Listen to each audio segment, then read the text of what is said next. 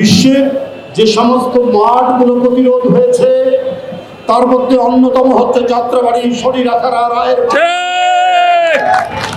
এই অসাধারণ আত্মত্যাগ, এই নিবেদিত প্রাণ, এই অসংখ্য শহীদ হাসতে হাসতে নিজের জীবন দিয়ে শেখ হাসিনার মতো এরকম খুনি, এরকম জল্লাদ, এ ধরনের রক্ত পিপাসু একজন নরঘাতককে পতনের যে রক্তাক্ত পিচ্ছিল পথ তৈরি করেছিল এই যাত্রাবাড়ির সেদিনের সেই প্রতিরোধ। এটা পৃথিবীর ইতিহাসে, মানব জাতির ইতিহাসে, সভ্যতার ইতিহাসে, গণতন্ত্রের ইতিহাসে এক গৌরব উজ্জ্বল অধ্যায় হয়ে থাকবে। বন্ধুরা আমার, আমি তখনও গ্রেপ্তার হইনি।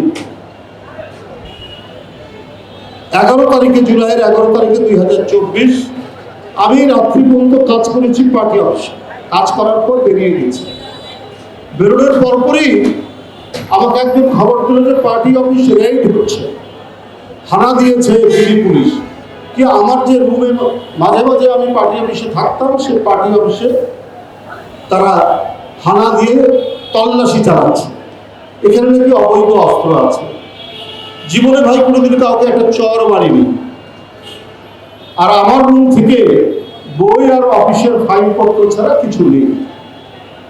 তারা তল্লাশি করে অস্ত্র বের করল, ভাঙা কাটা রাইফেল কি কি সব বের করে দেয়। যাই হোক, আমি সেদিনই বুঝতে পারলাম যে একটা চক্রান্তের মধ্যে সরকার হাঁটছে। আমি পার্টি অফিস ছেড়ে দিয়ে বিভিন্ন এলাকায় আত্মগোপনে থেকে ভার্চুয়াল সংবাদ সম্মেলন করছি, পার্টির পক্ষ থেকে পার্টির বক্তব্যগুলো দিচ্ছি এবং বৈষম্য বিরোধী ছাত্র আন্দোলনে তাদের যে কর্মসূচি, সেই কর্মসূচিগুলো আমি পার্টির পক্ষে যখন আমাকে সমর্থন দিতে বলা হয়েছে আমি সেটা সমর্থন দিচ্ছি।